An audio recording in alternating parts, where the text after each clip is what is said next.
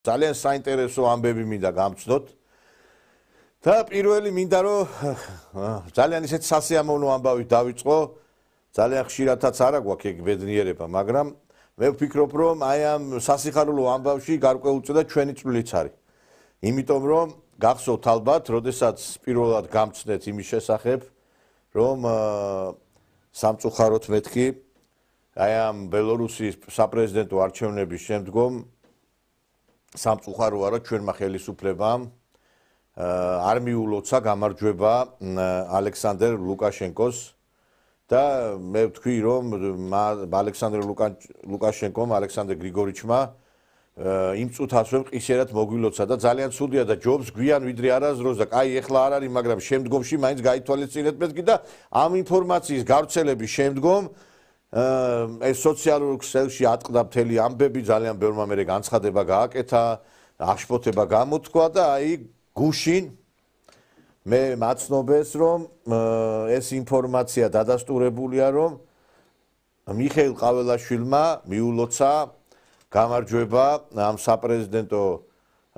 არჩევნებში ალექსანდრ ლუკაშენკოს ეს არის ძალიან სწორი ნაბიჯი მეგობრებო და მე ვფიქრობ რომ მნიშვნელოვანი არის იმ კუთხით რომ ეს არის პატივისცემის გამოხატულება პირველ რიგში ბელორუსი ხალხის მიმართ.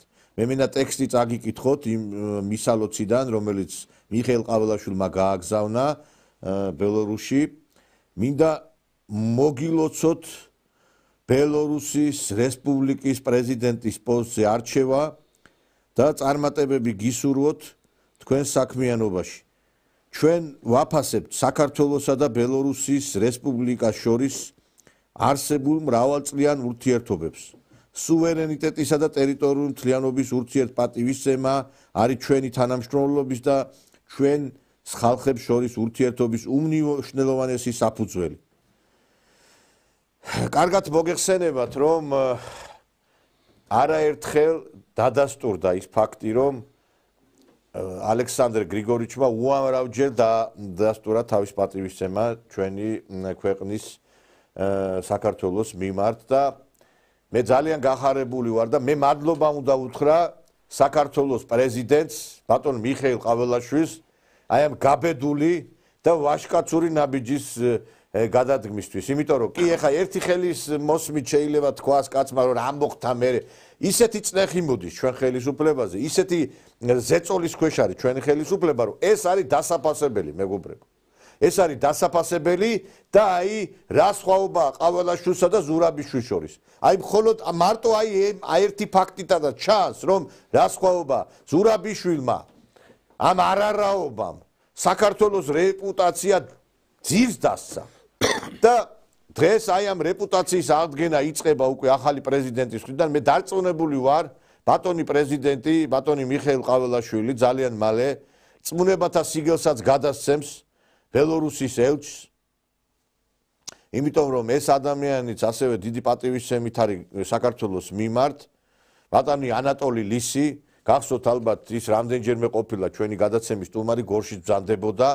უდიდესი სიყვარული აქვს საქართველოს მიმართ და ეს ადამიანი ვერ ასრულებს ჯერ დაკისრებულ ფუნქციას, იმიტომ რომ წმუნებათა სიგელი ჯერ არ გადაუწია მისთვის პრეზიდენტს. და მე ბატონ მიხეილ ყაველაშვილს მინდა მოუწოდო, რომ ბატონო მიხეილ, თქვენ ნამდვილად ჭეშმარიტად ვაჟკაცური, პატრიოტული, სახელმწიფოებრივი ნაბიჯი გადადგით და მე მინდა რომ ესევე გააგრძელოთ და ჩვენთვის ბელორუსი არის სტრატეგიული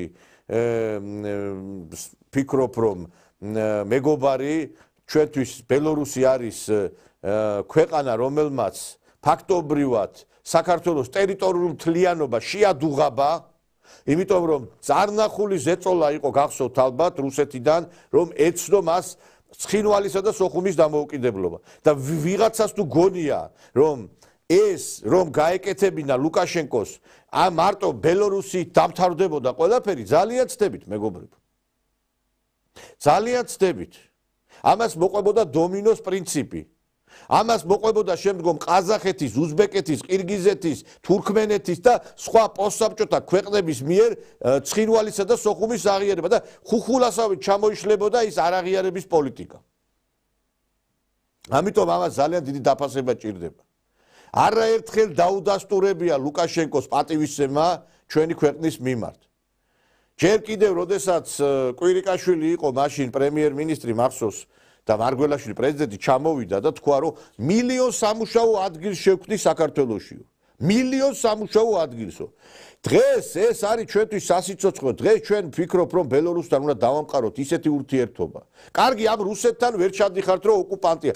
ბელორუსს ხო არ აქვს ოკუპირებული ჩვენი ტერიტორია. ლუკაშენკოს ხო არ წაუღია ჩვენი ქვეყნის რაიმე ნაწილი. მე მინდა მოგიწოდოთ ბატონო მიხეილი, მე მაშინვე თქვი თქვენ რომ აგირჩიეს. თქვენ რომ თქვი რომ ეს კაცი იქნება პირველი რომელიც დაიწყებს საქართველოს ტერიტორიული მთლიანობის ადგენისკენ გადადგმულ ნაბიჯების განხორციელებას და ისი აგიხდეთ ყველაფერი როგორც ეს გააკეთა. თქვენ როგორ ფიქრობთ, ეს რა სიგნალია? მე ველაპარაკე ბელორუსიაში მეგობრებს, პოლიტოლოგებს, ექსპერტებს, ძალიან კარგად იცით რომ ჩვენთან ხშირად არის ბელორუსის სტუმრები და სხვათა შორის ეხლა საკვირაო გადაცემაში ჩვენი სტუმარი იქნება ბელორუსიდან, რუსულენოვან გადაცემაში თქვენ გახსოვთ რომ წინა კვირას ყავდა სტუმრად ბელორუსიის პარლამენტის დეპუტატი ალექსანდრ შპაკოვსკი, რომელიც ფაქტობრივად არის ბელორუსიის პრეზიდენტის მარჯვენა ხელი, ის ხშირად გამოდის ცენტრალურ არხებზე და უდიდესი პატივისცემა დაადასტურა შპაკოვსკიმ საქართველოს მიმართ. ლუკაშენკო რაღაცა მომენტი რო ჩაუვარდება საქართველოსზე ყოველთვის სიყვარულით ლაპარაკობს, გახსოვთ ალბათ ბოლო ფრაზა რომ კაცო ქართველებსო ესე იგიო ტენიდნენო იმასო რომ LGBT-ები ყოფილიყო იქა ეს გარკვეული პროპაგანდაო და ქართველი კაციო იმიდანო ბავშვობიდანო აკვნიდანო ქავს უყურებსო კაცო და შეიძლებაო საქართველოში LGBT პროპაგანდა განხორციელებულიყო და მართლაც ასეა ყველა ქართველი კაცი ნორმალური ქართველი კაცი ქავს უყურებს აბა ეხლა ღმერთმა დაგვიფაროს რომ კაცებს შევხედოთ ჩვენ აბა სხვათა შორის ერთხელ მახსენდება ეხლა მეც ბოდიში და მაკუთხით ეხლა რა არ ვიცი მამაოსთან ვიყავი და ეხლა ღმერთო მაპატი ეხლა შეიძლება რაღაცა ვწოდავდე კიდევაც მაგრამ მამაო მეთქი ქალებისკენ გამირბის თვალი მეთქი და კიდე კარგი შვილო ქალებისკენ გაგირბის თვალი და ღმერთმა დაგვიფაროს რომ ლუკაშენკო არ იყოს ქალებისკენ არ გაგვირბოდეს თვალები მაშინ ჩვენი საქმე დალაგებული არ იქნება მეგობრებო და აქედან გამომდინარე ეხლა უდიდეს პატივსცემენ ბელორუსში საქართველოს და ქართველებს და მე მინდა ბატონ მიხეილს აი მე რამდენჯერ ვიმეორებ იმიტომ რომ ოღონდ კარგი გააკეთეთ და იმისი ჩინობაში რო არის რა ქვია კორეაში და იმაში რო არის ტელეკომპანიები და რო მადლობა კი იმ ჩენდის მადლობა კი აი 100 ჯერ გავიმეორებ თქვენს სამადლობას ოღონდ კარგი გააკეთეთ და არ დავიღლები სამადლობელოს თქვი და ისეთი გახარებული ვარ აი ეს გუში როგორც კი გავიგე ეს ამბავი გვიან ღამით რომ აი არ ვიცი ჩემთვის ეს იყო თითქოს რა ვიცი მე ლამის აფხაზეთის და ცხინვალის დაბრუნების იმიტომ რომ კიდევ ერთხელ ვიმეორებ უდიდესი როლი შეუძლია ითამაშოს ლუკაშენკოს აფხაზეთის და ცხინვალის საკითხის დარეგულირებაში იმიტომ რომ მის სიტყვას ძალიან დიდი ფასი აქვს ერთადერთი პოსტსაბჭოური ქვეყანა არის ბელორუსი რომელიც ბოლომდე ერთგულია რუსეთისა ბევრმა დაიწყო ერთი ადგილის თამაში მათ შორის ჩვენმა მეზობლებმა თქვენ კარგად იცით ეს და ერთადერთი ლუკაშენკო არის რომელიც არის მაგრამ სხვა ქვეყნებიც ყავთ პარტნიორები რუსეთს მაგრამ ერთადერთი უერთგულესი ქვეყანა მაგრამ ხო და ამიტომ მე ვფიქრობ რომ უნდა გამოვიყენოთ ეს პოტენციალი და მე მინდა უთხრა ბატონ მიხეილს რომ ძალიან აქ თხოვთ ვიცი რომ ჩვენ გვიყურებენ ჩვენ ტელევიზიას და გადაცეთ წმუნებათა სიგელი ბატონ ანატოლი ლის საქართველოზე დიდად შეყვარებულ ადამიანს, დიდ პატრიოტ ადამიანს ბელორუსიერისა და გადასცეთ და შემდგომში უკვე პირველი ვიზიტი, ერთ-ერთი პირველი ვიზიტი არ ვიცი დაგეგმილი გექნებათ, განახორციელოთ მინსკში, შევხვდეთ ალექსანდრ ლუკაშენკოს და ამით ძალიან მნიშვნელოვანი ნაბიჯი გადადგათ ჩვენი ქვეყნის ტერიტორიული მთლიანობის აღდგენისაკენ, იმიტომ რომ ბელორუსთან ჩვენი მჭიდრო ურთიერთობა არის გარანტორი იმისა, რომ ჩვენ რუსებთან მოუნახავთ საერთო ენას, იმიტომ რომ ლუკაშენკო ძალიან ბევრი რამე შეუძლია, მეგობრებო. ძალიან ბევრი რამე შეუძლია. და ფიქრობ, რომ ჩვენ ძალიან სწორ გზაზე ვდგევართ